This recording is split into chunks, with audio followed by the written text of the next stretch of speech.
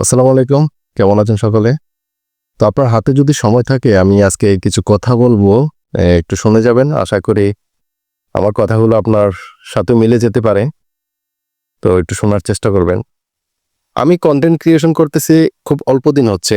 আর এই অল্প দিনে আমি অনেকগুলো অভিজ্ঞতা পেয়েছি এই কনটেন্ট ক্রিয়েশন থেকে। আমি যখন কনটেন্ট ক্রিয়েশন শুরু করি আমার কাছের মানুষ বলতে পারেন আমার আত্মীয়স্বজন, আমার বন্ধু-বান্ধব বা আমার পরিচিত, মানে আমার পরিচিত যারা আছে আরকি নিয়ারেস্ট তাদের ভিতরে প্রায় 90% মানুষ আমাকে ডিমোটিভেট করছে। আমি কিন্তু খারাপ কিছু করতেছি যে তা না। আমি যাই করতেছি সেখানে কিন্তু আমি খারাপ কিছু করতেছি না। খারাপ কিছুকে আমি মানে প্রমোট করতেছি না। তারপরেও তারা আমাকে বিভিন্নভাবে দেখা যাচ্ছে যে ডিমোটিভেট করার চেষ্টা করতেছে। তো আমরা যারা কনটেন্ট ক্রিয়েশন করি বা সোশ্যাল মিডিয়াতে কাজ করি তাদের একটা কথা সবসময় খেয়াল রাখতে হবে বা মনে রাখতে হবে যে আপনার আশেপাশে যারা আছে আপনার আত্মীয়-স্বজন, বন্ধু-বান্ধব বা পরিচিত যারাই আছে তাদেরকে টার্গেট করে কখনো কনটেন্ট ক্রিয়েশন করবেন না। যে আপনার কমিউনিটিটা অনেক বড়, আপনার অনেক আত্মীয়-স্বজন, আপনার অনেক বন্ধু-বান্ধব।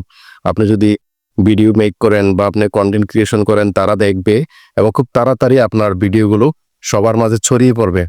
এটা হচ্ছে ভুল ধারণা। কারণ আপনার পরিচিতদের 90% মানুষ হচ্ছে আপনার সফলতা চায় না বা আপনি ভালো কিছু করে উপরে উঠে যান সেটা চায় না। তাই তারা আপনাকে সবসময় ডিমোটিভেট করে এবং তারা আপনাকে কোনোভাবেই উৎসাহিত করবে না।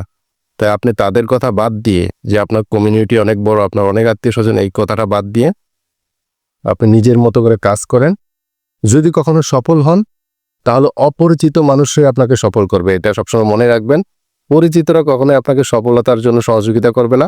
বরঞ্চ তারা আপনাকে বিভিন্নভাবে ডিমোটিভেট করবে।